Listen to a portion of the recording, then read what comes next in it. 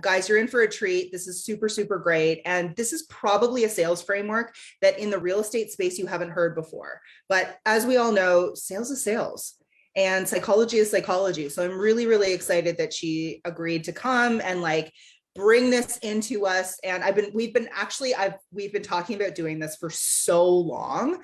But hey, today's the day. And all it took was for me to schedule it and tell you guys it was happening. So do you want to introduce yourself, Lipbug? I would be happy to. First of all, thank you so much for having me. I have been really looking forward to this. I know a lot of your incredible members, and I know that you have grown significantly. So there's a lot that I don't know, but it feels like coming back to family. So I'm really, really excited.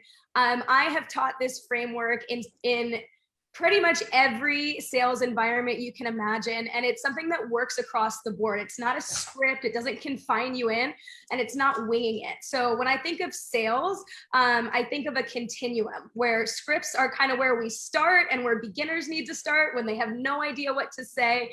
And then winging it is all the way on the other side, which is not quantifiable. So a framework is right here in the middle so that you can communicate authentically. You can use your own words, but as long as you know that you're hitting these bullet points, you're going to increase your likelihood of not only closing the deal if it's the right person, but also building a successful long-term relationship. So like I said, I've taught this in many different realms, and I'm excited to dig in. So you want to just dive in, Jess? Yeah, let's do it. Let's do it. I am so pumped. So first of all, I want to give kind of an overarching look at how sales typically works. I call this the doctor's formula.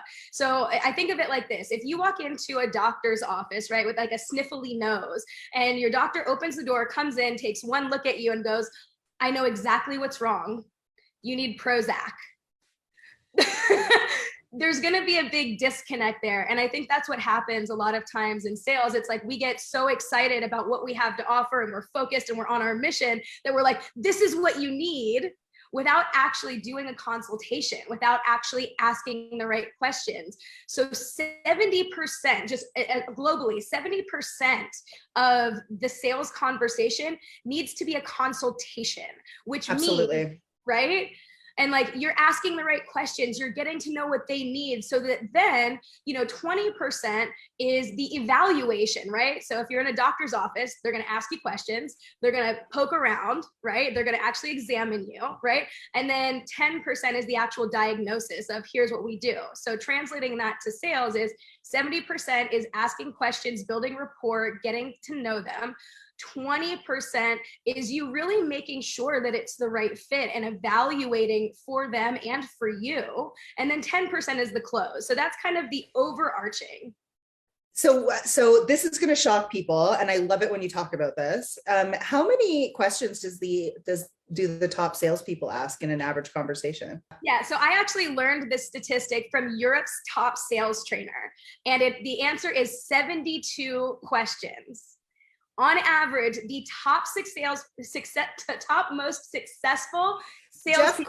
Jeff Crampton was the closest with his 75. Jeff Crampton gets a thumbs up. Just some spirit fingers, right? But yeah, 75. And I think that like that really goes to show that the consultation part for most people is being overlooked.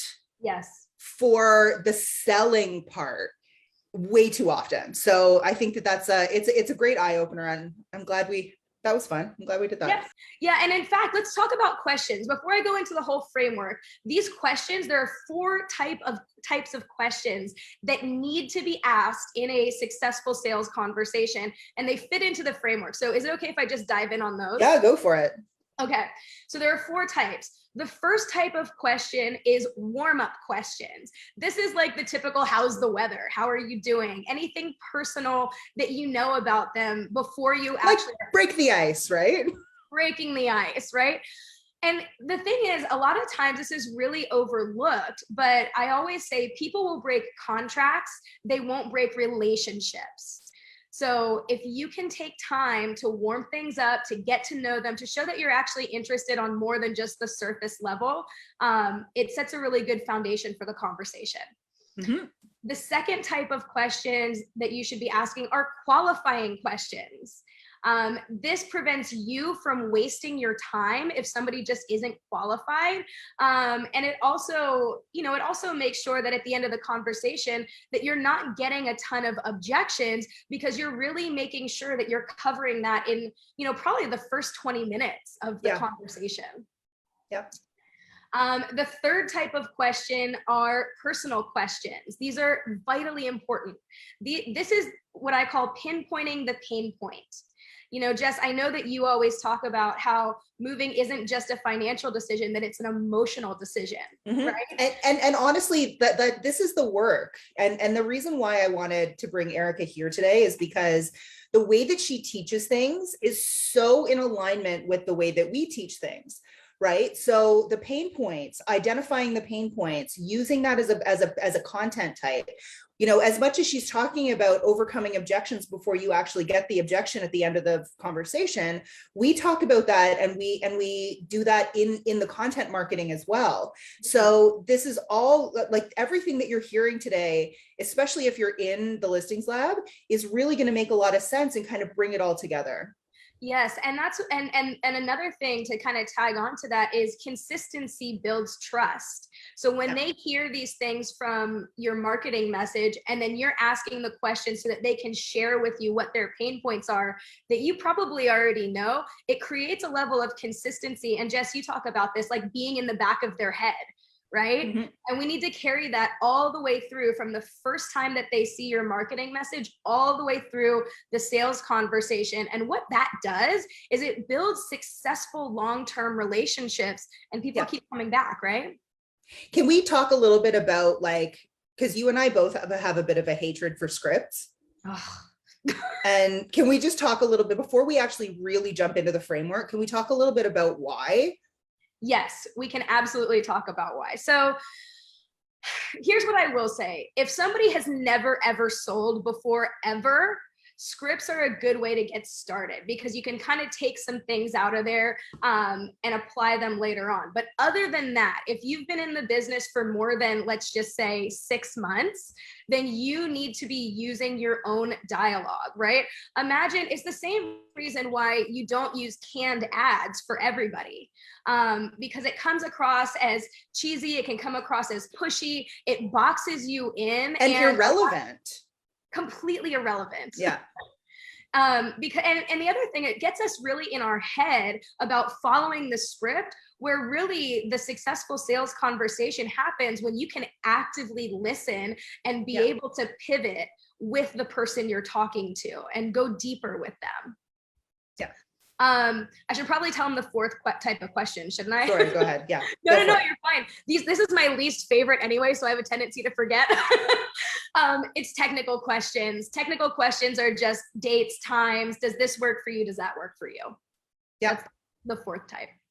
Okay. So we talked about scripts. We've talked about tailoring and, like, the diagnosis part of the conversation. We've talked about asking 72 questions. Yes. Let's jump into the framework. Okay, let's dive in. So step 1 of the framework, there are 8 steps to this framework. No scripts, but 8 steps. And if you hit all 8 of them and you do them well, your chance of getting a yes at the end is significantly higher than if you skip any of these. So if you're taking notes, I highly recommend writing these down. So the first step is warm up questions, right? We got to warm up the conversation. We already talked about that. Depending, if we're, Jess, how long would you say a typical sales conversation with a new client is? So a buyer consultation will usually be 30 to 45 minutes. Okay. The average listing presentation is probably closer to an hour. Okay. So should we talk about, in the initial buyer consultation, is that where you have them signing an agreement? If you're doing it properly, yes, you are signing some sort of buyer representation agreement. Same thing with a listing presentation.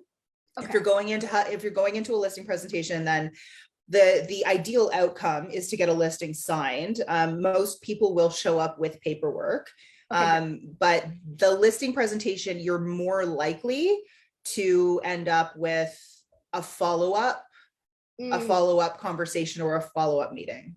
Great. So then should we focus this and tailor this primarily around a listing presentation? I think so. I think that it's probably the place where people are the most uncomfortable, but the framework, 100%, the framework works. And even if we get specific, it's going to be the same for both sides. Totally. It totally is. It's just a matter of kind of condensing it down and for sure how much time you have. So when you warm up, I mean, typically that can be anywhere, you know, if it's a shorter conversation, it can be 5 minutes. You can draw it out a little bit more. Basically, this is where you want to get to know who you're talking to in advance, right? You want to have that familiarity. Never skip the warm up, just like in athletics. The next part, step 2, is setting expectations. So psychologically, as adults, we like to know what is coming. And especially if there's sales involved, if there's this right? is the part that I think a lot of agents skip, is that they're not giving people essentially the agenda or like the walkthrough of how the conversation is going to go. Exactly. So setting the expectation of what is going to happen in the conversation, including working together at the end, if it's the right fit, is very important. And I think a lot of times when we're nervous about sales or we really want to get the listing, we don't want to be like, you know, salesy. So we won't say it up front. But if you don't say it up front, it can feel like a bait and switch at the end. So an example of setting expectations is, can I just role play with you, Jess? Is that cool? 100%. Okay. You're like, so Jess, is it okay if I just kind of set some expectations with you about how this listing presentation is going to go? Absolutely. That'd be great. Okay, wonderful. Well, first, before I get into my presentation, I really want to find out more about you and what your goals are, and kind of where your head's at on this. So is it okay if I just ask you a bunch of questions to get to know you a little bit better? Of course. Okay, wonderful. And then once I kind of get a real good picture of your vision, then I'll talk about because I know you help everybody develop their own methodology, right? So, and we'll come back to this later on in the framework, but I'm setting the expectation. So I'll say something like, then once I really understand what your vision is, I'll explain my methodology and how we can get there together. Does that make sense? 100%. Okay, so that's setting expectations.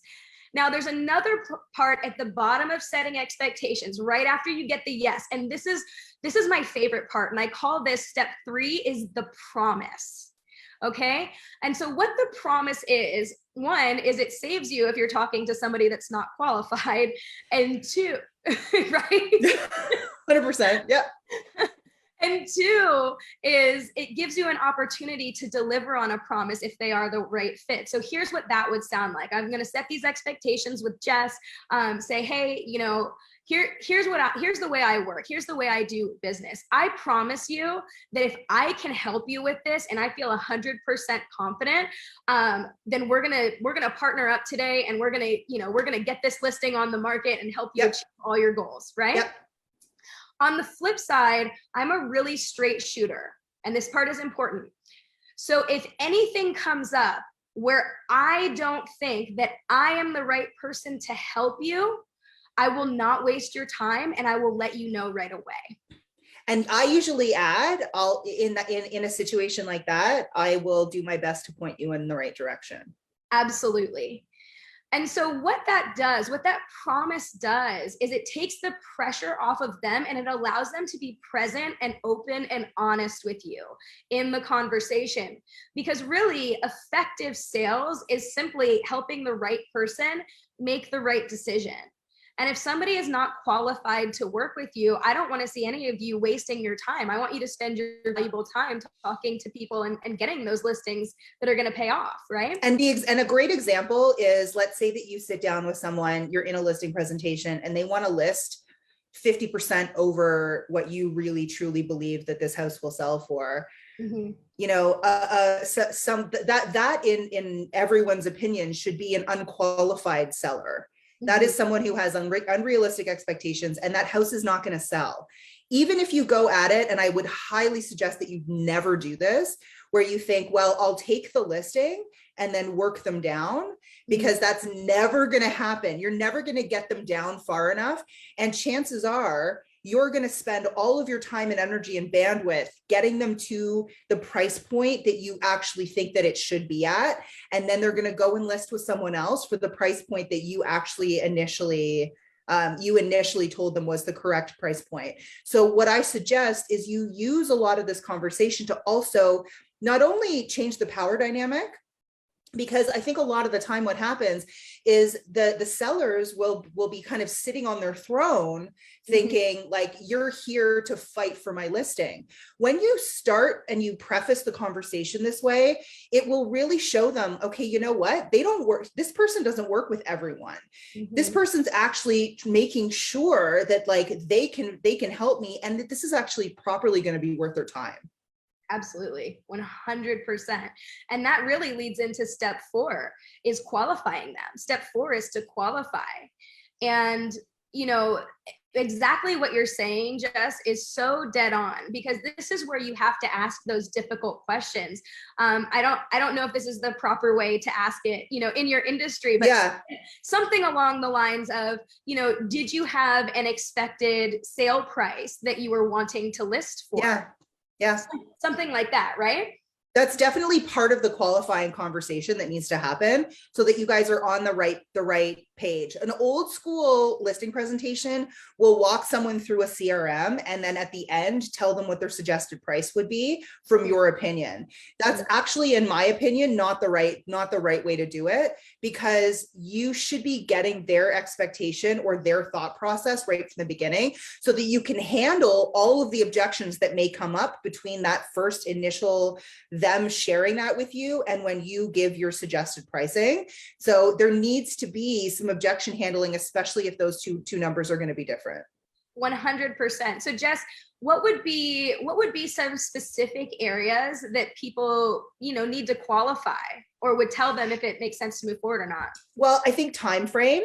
Okay. Right. Because I think that you also need to have an understanding of like, is this person interviewing people and having conversations based on like something that they're thinking about doing in like 2 years, which some people do. There's a lot of people in the general public out there that don't really think that agents' time really matters that much. Right. So what's their timeline? You know, what are their expectations? And really the other thing that we want to understand is what is driving their move.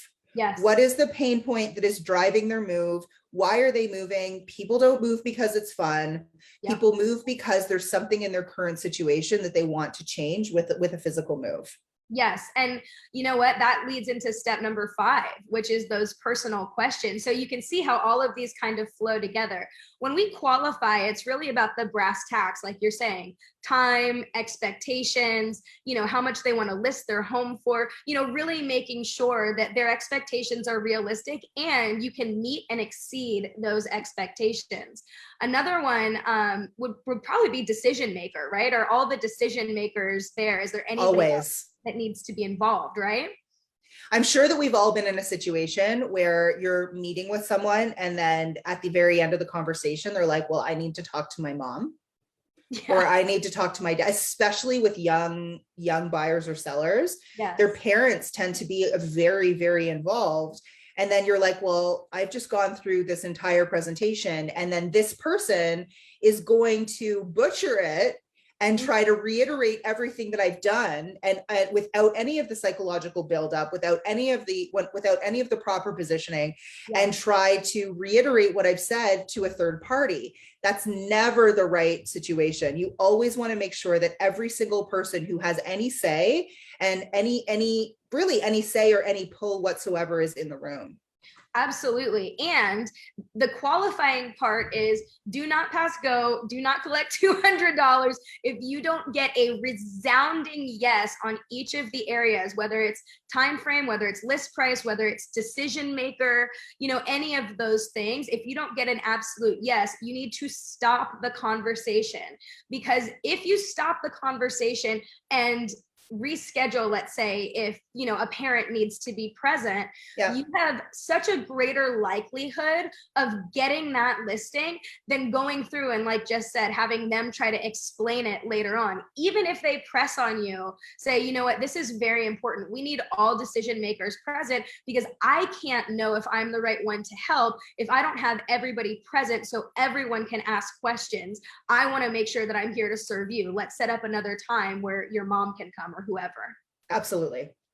Right. So let's say they're qualified. Let's say all decision makers are there. They have realistic expectations. Then exactly what you said, Jess, is we need to find the emotional reason for why they are moving. You know, maybe their family is growing and the house is too small and they're upsizing, you know, and there's probably some internal pressure going on. So ask those personal questions about what's going on in their life to cause them to want to move. Yep. What's motivating them from a core level.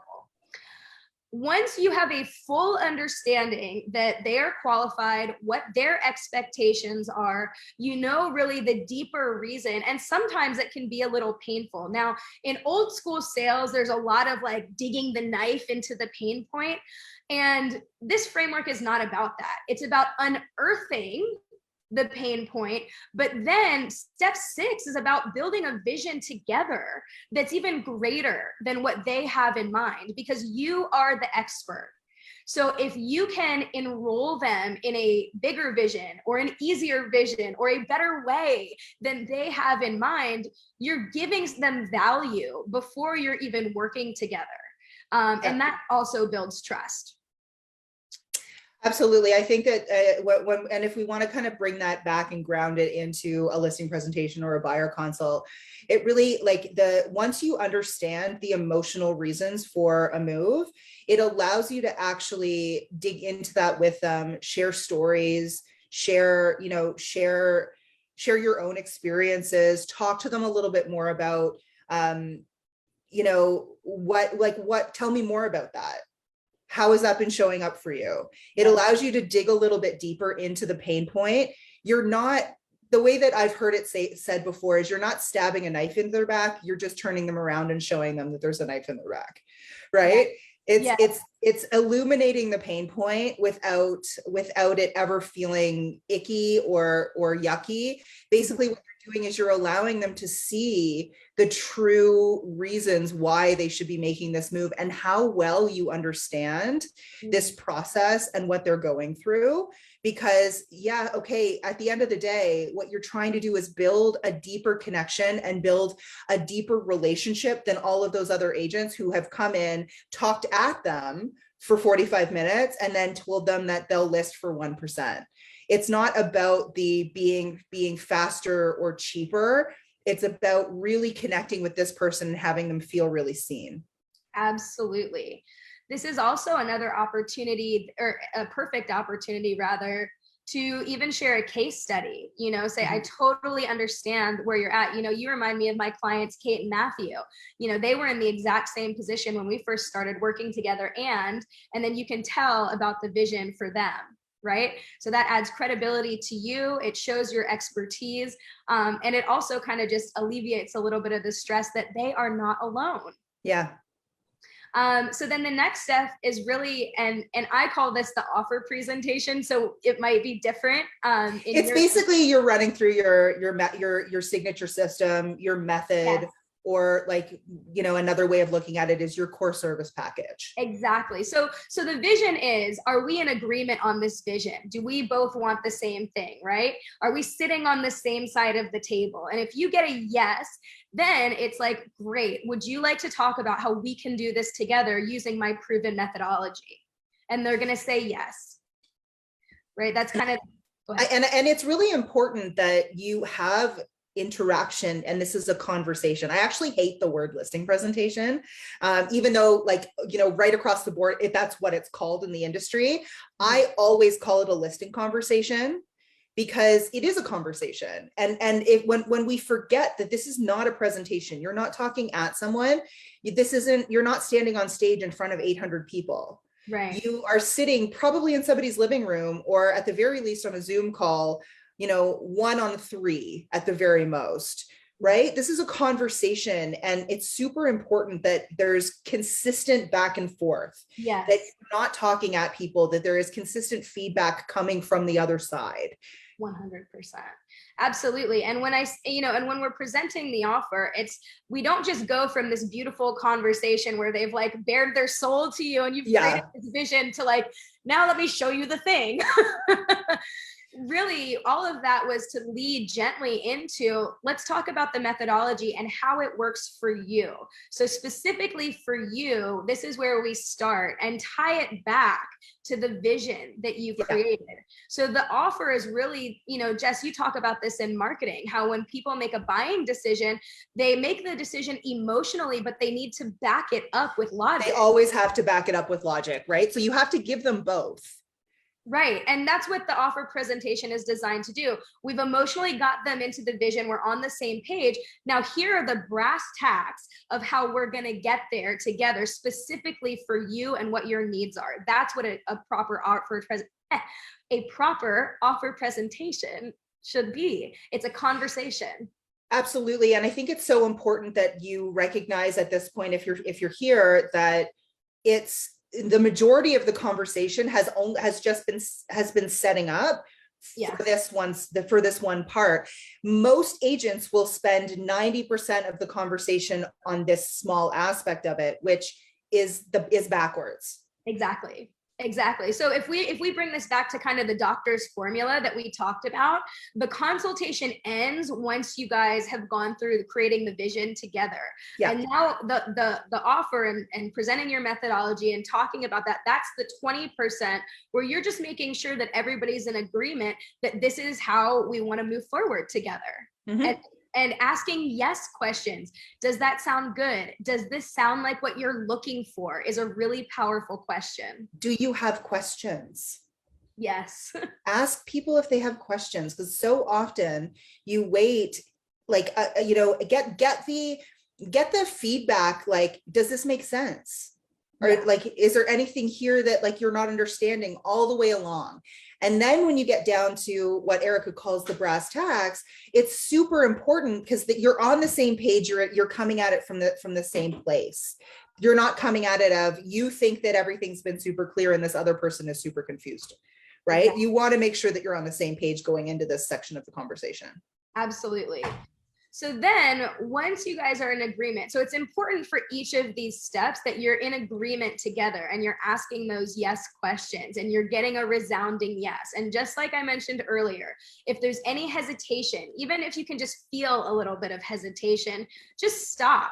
And there's really value in addressing the elephant in the room. So if you're feeling tension from them, you can just pause the conversation and say, I'm feeling a little bit of tension from you. And I want this to be a really easy, comfortable process. Are you open to sharing what's coming up for you?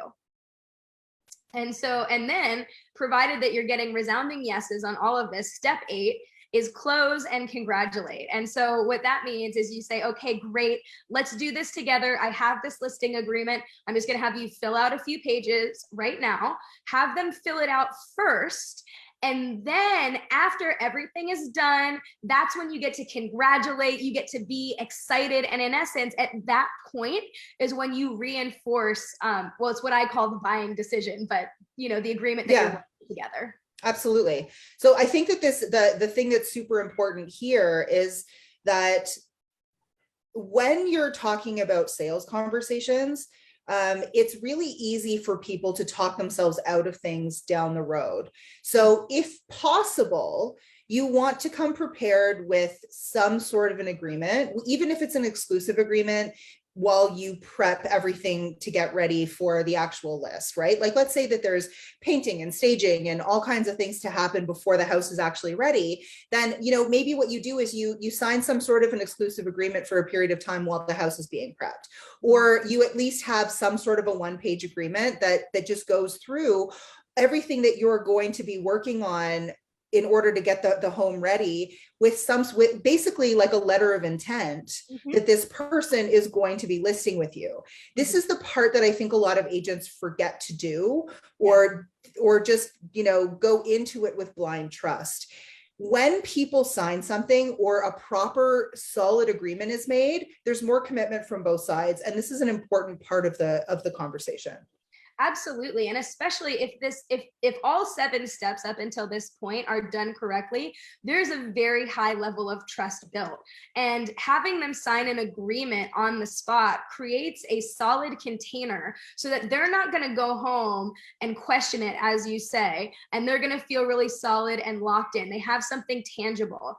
Another mistake that I see people make, especially if you're nervous about having them actually sign an agreement and right there and then, if this is a new thing, or I don't know, maybe just have some anxiety about it.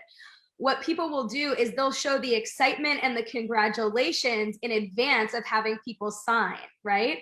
And I think of it like this: if you're running in the Olympics, right, and you celebrate too early, I mean, we've all seen this, right? Or some, it's like tripping, and then right, someone breezes right by you. Yeah, 100%. and you trip on the finish line.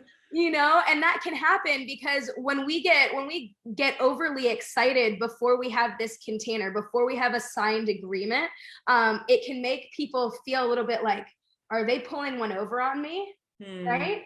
So what you need to do is really maintain that calm, authoritative confidence. Okay, this is what we're going to do next. This is the next step. We're going to sign this agreement together. Once we sign the agreement, then we're going to do da da da da da. So I'm just going to have you fill out these few pages, and then you just step back and you relax and you let them fill it out. Let me know if you have any questions. Well, you're going to walk them through the initial, like the initial contract, whether it's a letter of intent, whether it's a buyer representation agreement, whatever it is. You're going to walk them through. You're going to explain the paperwork. You're going to go through, ask them if they have any questions. They're going to initial and sign. And then at that point, then can you actually go through the celebration and congratulation phase, right? And if it's a listing presentation, you're always going to want to, at that point, clarify next steps. Yes. Right. And the other thing too is, let's say that it's not a one-on-one conversation and there's 3 people there. You also may say, hey, you know what? The 3 of you probably need to consult with each other. Would it be okay if I just take a look around the house, or I do this, or I do that, and give you a chance to speak in private, right? Don't say, okay, well, you know, unless they're adamant, try not to say, okay, well, let's follow up in a couple of days. And if you do have to do that, then never say, okay, well, just get back to me. You never want to leave it open-ended. This is a conversation I had with a super seasoned agent, like maybe a month ago, where she was like, you know, sometimes they just don't get back to me. And I'll say, well, did you have an appointment booked for that second conversation? Because that, again, part of really effective sales is also managing the communication. And so again, what you want to have is like, let's say that they're like, look, you know, we're 99% in, but we do, you know, my cousin is also an agent, and I promised her that I'd give her an opportunity. I don't really want to work with her, but whatever, I at least have to honor the conversation that I said I'd have with her at 5 o'clock tonight. Okay, great. Have the conversation with her at 5 o'clock tonight. When can we reconnect? Let's say, are you available at noon tomorrow? So if it's noon tomorrow, then great, let's actually book an appointment to speak at noon. Whether it's that you come back to have that conversation or it's a Zoom conversation, try to keep it not on the phone. It's easier for someone to just send an email or kind of backtrack and talk themselves out of it, because you want to have a specific deadline. If you leave it open-ended, it's also just not good for your mental health, because you're just going to be constantly wondering, okay, did I get it? Did I not get it? Like, what happened? You want to have a specific appointment. Absolutely. And, you know, I love what you said as far as identifying, like, when is that conversation with the cousin happening, and then booking within 24 to 48 hours, that second. I mean, ideally, you want to book that second appointment within 24 to 48 hours. Absolutely. Statistically, if it goes longer than that, your chance of working with that person goes down significantly. Yeah. Yeah. I think it's really, really important that we think about this entire framework.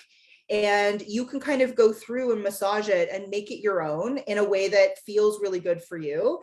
But again, remember, each and every one of these 8 steps is 100% necessary. You have to hit each of these 8 to have the highest chance of having a successful conversation. When and how do you talk about commission? So the commission conversation comes in that brass tacks section. Yes. You know, when we're talking about like, okay, what exactly is going to happen? What does the rollout look like? What does the commission look like?